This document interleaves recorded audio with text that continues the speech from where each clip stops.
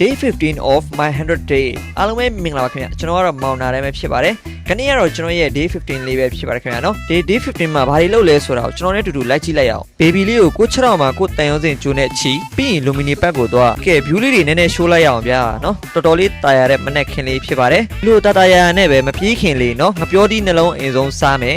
ဆိုင်းနဲ့ပဲလေးနည်းနည်းပေးမယ်ကဲစားမယ်ဝါမယ်မျိုးပြီးတာနဲ့တခါတည်းသွေးပူလေးချင်းခံနည်းနည်းပပလုံမယ်နည်းနည်းခုံမယ်တားပိုက်ကောင်လုံးခုံမယ်10 km လောက်တော့เนาะအနည်းဆုံးပြေးမယ်ဆိုတော့ကျွန်တော်ကတော့သွေးပူလေးချင်းခံကောင်းကောင်းလေးလုပ်ရမှာဖြစ်ပါတယ်ကဲသွေးပူလေးချင်းခံလုပ်ပြရနဲ့ခဏလေးလမ်းလျှောက်လို့လုပ်မယ်ပဲလေးပေးမယ်မော်ဒယ်လေးနည်းနည်းရှောက်မယ်ပြီးတာနဲ့တခါတည်းနည်းနည်းစီးစီးပြေးမယ်ပေါ့နော်ကဲပြေးမယ်အသက်ရှူတာလေးနည်းနည်းကျင့်မယ်ပေါ့နော်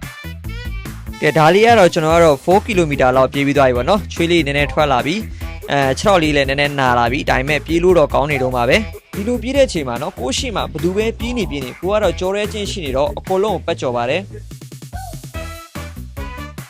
ကဲဒါကဘာကြီးတော့ဟာဒါလူမီနီပတ်ကတော်ကြီးတွေပဲနော်ဒီကောင်လေးကတော့အေးဆေးပါပဲဒါပေမဲ့ကိုကတော့ဆက်ပြေးမယ်ကဲ10 km ပြေးတော့မှဖြစ်ပါတယ်ခင်ဗျာနော်သူက 6.1 mile ဆိုရင်တော့သူက10 km ပေါ့ကဲဒါတွေက10 km ပြေးပြီးသွားပြီချွေးတွေလည်းလုံးဝရှုပ်ရွှဲနေရပဲเนาะစုံရန်ဆော့လာတာမဟုတ်ဘူးဒါကတော့ချွေးနဲ့ဆိုတာပဲဖြစ်တယ်ကဲဒီမှာလဲပဲလေးနည်းနည်းပေးမယ်ပြီးတာနဲ့အကျော်လေးနည်းနည်းရှော့မယ်ပေါ့เนาะအကျော်ရှော့နေရင်ကျွန်တော်ကပဲပေးတဲ့အချင်းကတော့မပြောက်ပါဘူးလိုပဲလေးဆက်ပေးနေเนาะအကျော်လေးရှော့လိုက်ပါတယ်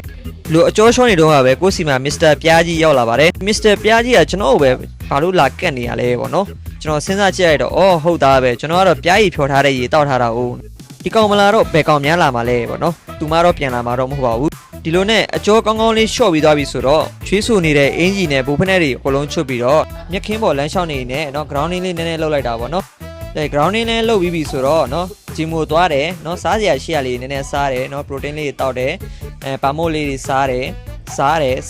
ဝါတယ်နော်ဝိုင်းနဲ့ကိုပဲလေးကနည်းနည်းပေးလိုက်ရမှာကဲစားပြီးသွားတာနဲ့နော်တခါတည်းကိုယ့်ရဲ့ရက်တရာ challenge မှာရှိတဲ့အတိုင်းနော်ဒိုက်အခါ100ထိုးတယ်ဒီလိုဒိုက်အခါ100တော့ကျွန်တော်တခါတည်းထိုးတာမဟုတ်ပါဘူးနော်နည်းနည်းချင်းစီခွဲပြီးတော့ထိုးတာဖြစ်ပါတယ်အခါ20ပေါ့နော်ဘယ်လီရိုက်တယ်ပေါ့နော်ဘယ်လီလည်းအဲ့လိုပဲအခါ20လုပ်ရင်လည်းကျွန်တော်100ခါပြည့်အောင်ရိုက်ပါတယ်